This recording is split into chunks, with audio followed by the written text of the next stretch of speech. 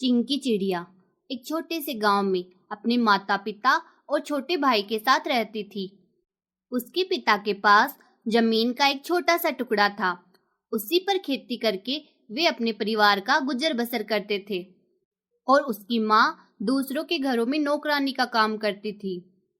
वे बहुत गरीब थे, फिर भी वे अपने बच्चों को अच्छी शिक्षा दिलाना चाहते थे ताकि उनके बच्चों को उनकी तरह गरीबी में दिन न गुजारने पड़े। इसलिए वह अपनी कमाई से थोड़ा थोड़ा पैसा बचाकर अपने दोनों बच्चों को स्कूल भेजते थे। दोनों ही बच्चे पढ़ाई में बहुत होशियार थे।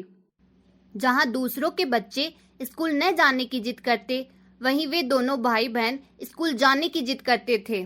चिंकी चिड़िया के स्कूल में बहुत से दोस्त भी थे, जिनके घर अक्सर उसका आना जाना लगा रहता था।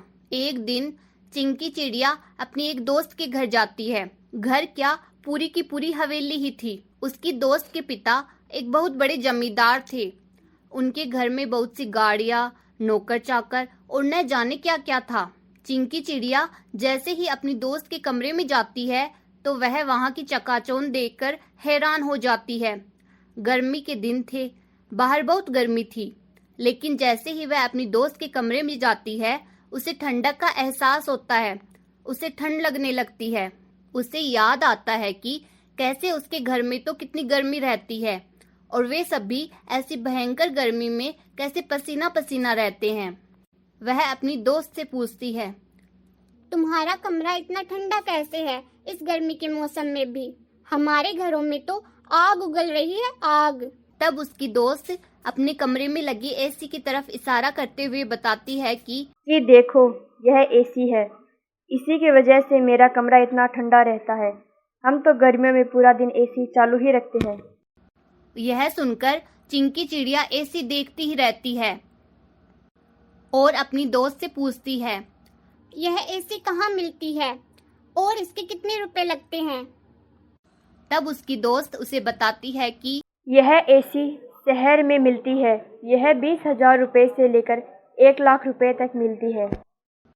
यह सुन चिंकी चिड़िया सोच में पड़ जाती है। फिर वह अपनी दोस्त से बोलती है, ठीक है, अब मैं चलती हूँ। वह यह बोल तो देती है, लेकिन उसका उस ठंडे कमरे को छोड़कर जाने का बिल्कुल भी मन नहीं था। खैर, वह वहां से अपने घर चली जाती है, लेकिन एसी का ख्याल उसके मन से निकल ही नहीं रहा था।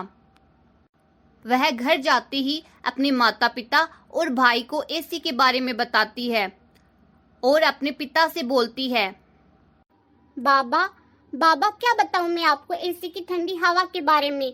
मेरा तो वहां से आने का बिल्कुल मन ही नहीं था। बाबा, क्या हम भी हमारे घर एसी ले आएं?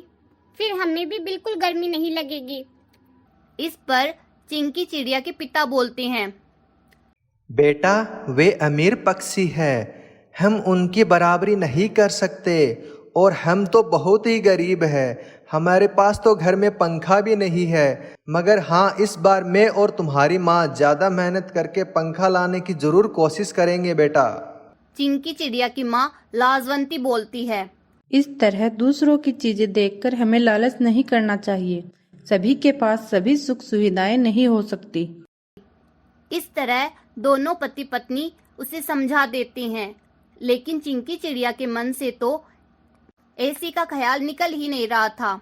अब वे दोनों भाई बहन आए दिन एसी के लिए जिद करने लगे और उसके पिता हर बार यही कहकर बात टाल देते थे कि गरीब के घर एसी नहीं आती। एक दिन चिंकी चिड़िया अपने पिता को कागज पर एक किताब का नाम लिखकर देती है और अपने पिता से कहती है, बाबा, आप मेरे लिए यह किताब लेकर आना। उसके पिता कहते हैं, ठीक है बिटिया, मैं शाम को बाजार से आते समय यह किताब ले आऊंगा। फिर चिंकी चिड़िया अपने स्कूल और उसके पिता अपने काम पर चले जाते हैं। शाम को उसके पिता उसके लिए वह किताब ले आते हैं। अब तो चिंकी चिड़िया और उसका भाई स्कूल से आने के बाद अपने कमरे में ही रहने लगे। कहीं बाहर खेलने भी नहीं जाते और ना ही अपने दोस्तों के पास जाते।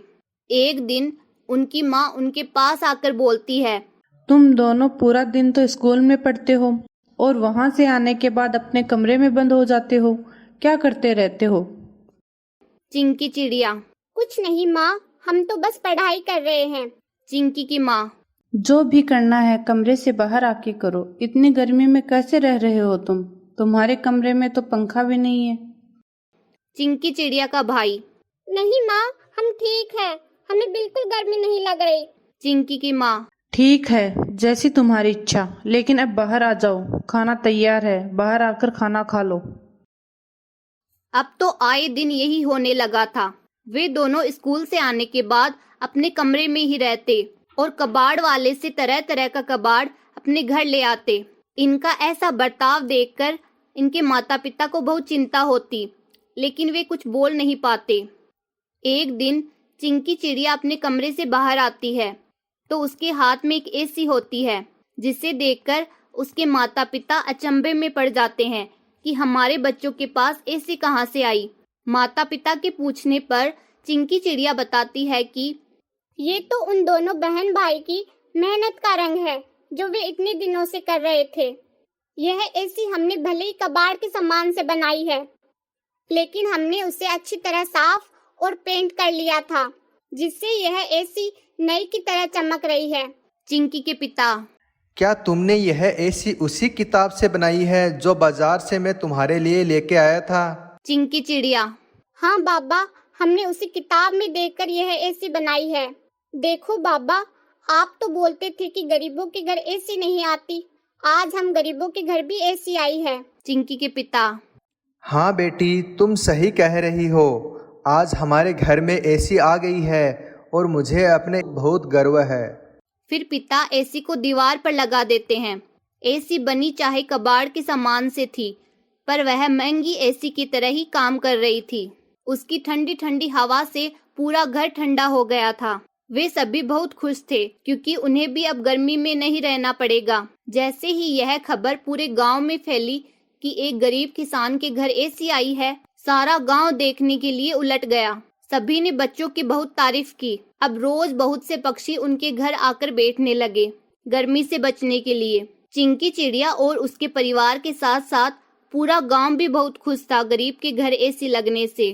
तो बच्चों, बताओ कैसी लगी गरीब के घर की एसी? स्टोरी पसंद आई हो तो वीडियो को लाइक करें, शेयर करें, कमेंट करके जरूर बताएं और हाँ, सब्सक्राइब करना ना भूलें। Thanks for watching.